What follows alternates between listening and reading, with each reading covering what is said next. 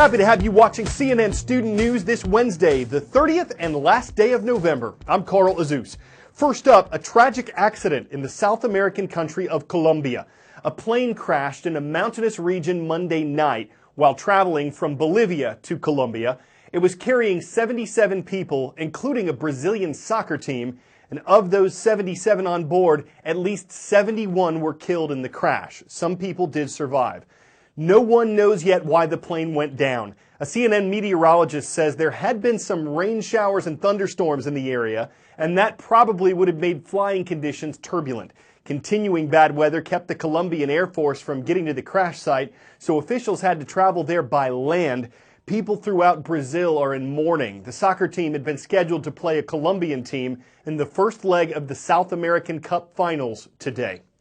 Sevier County is in eastern Tennessee in the Great Smoky Mountains, part of a region that's suffering with its worst drought in almost 10 years.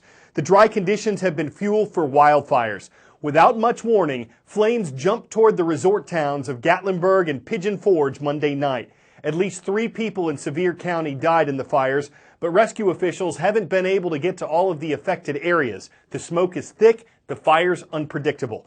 They say the worst appeared to be over Tuesday morning, though some major tourist attractions like Dollywood and Parrot Mountain and Gardens appear to be okay. Hundreds of buildings around the area were damaged or destroyed. People were ordered to evacuate, but some were surrounded by fire and had nowhere to go.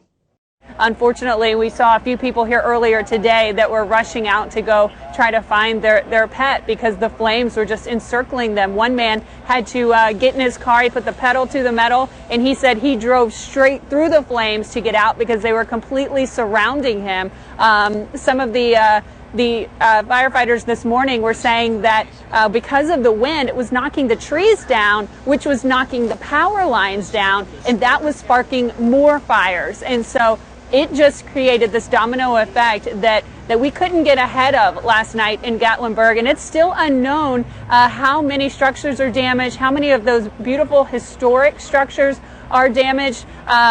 People's biggest fear and rumors and what we hear is that it could be hundreds of structures. And so people here are just waiting to hear what to do next. They don't know if their neighbors are okay. They have a lot of fear. They just have the clothes on their back and they're waiting to hear what to do next. It's an incredibly stressful time. Law enforcement investigators looking into Monday's attack at Ohio State University now believe the attacker was inspired by terrorists. Abdul Razak Ali Artan wounded 11 people with a car and a knife before an OSU police officer shot and killed him. Yesterday, officials said Facebook postings that Artan made before the attack referenced ISIS terrorist propaganda and a Yemeni American Muslim cleric who worked for the Al-Qaeda terrorist group before being killed in a U.S. airstrike.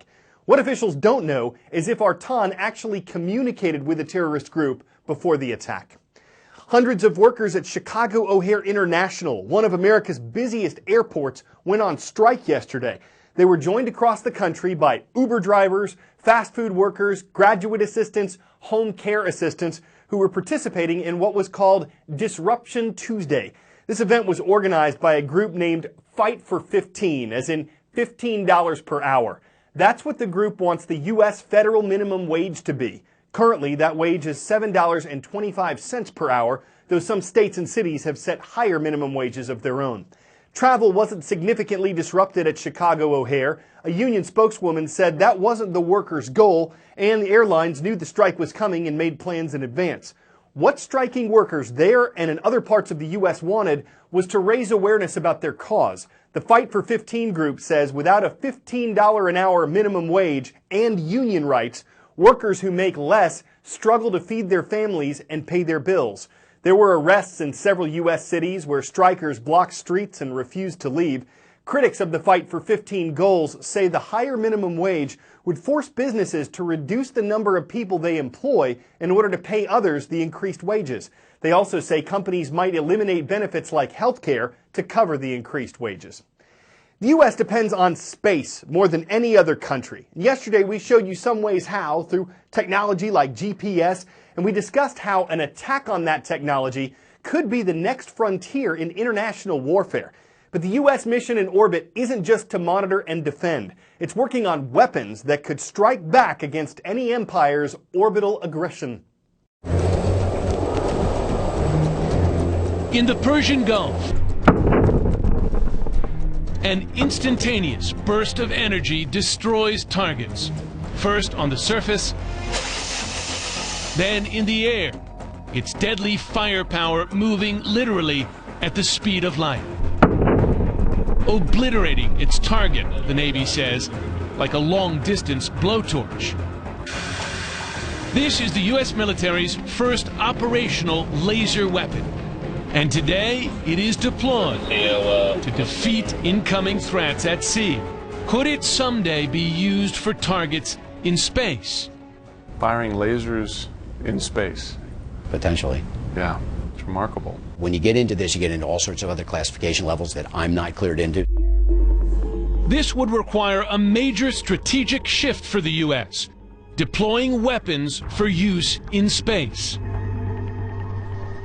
And so many took notice when, in April this year, Deputy Defense Secretary Bob Work vowed that the U.S. will strike back if attacked in space. Strike back, he added, and knock them out. From the very beginning, if someone starts going after our space constellation, we're going to go after the capabilities that would prevent them from doing that. That sounds like an offensive response to an offensive weapon. If shot, you will shoot back? Let me just say that having the capability to shoot the torpedo would be a good thing to have in our quiver.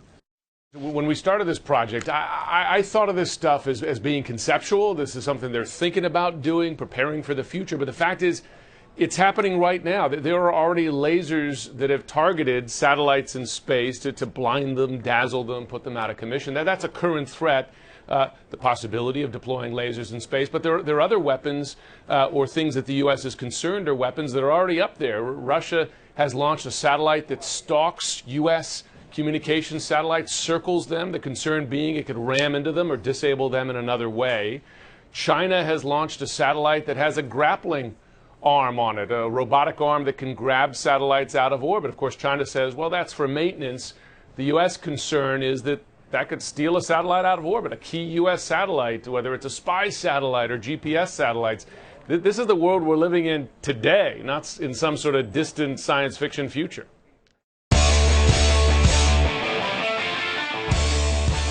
Neither snow, nor rain, nor heat, nor gloom of night stays these couriers from the swift completion of their appointed rounds. That sentence has long been associated with the U.S. Postal Service. And especially in winter weather, it's comforting to think that nothing will keep the USPS from delivering mail, or reindeer from delivering pizza. Who needs reindeer? Rudolph, with your nose so bright. To deliver presents when they can deliver pizza?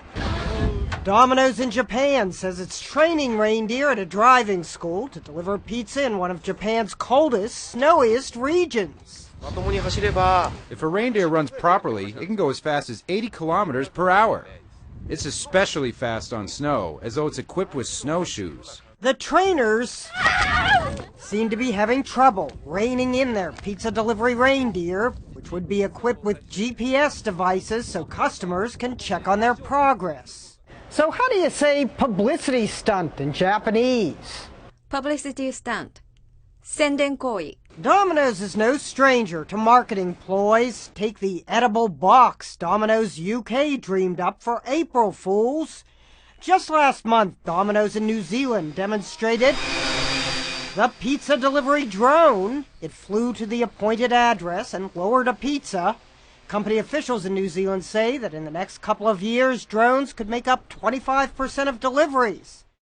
If it's wet outside, you could call that a reindeer livery. Assuming they're cooking up more than a pizza publicity, though, is this the antler? Seeing a reindeer on the front porch might slay some people, but if that pizza's cold or late, no one's going to care about the animal. I'm Carl Azuz delivering fresh puns for CNN Student News.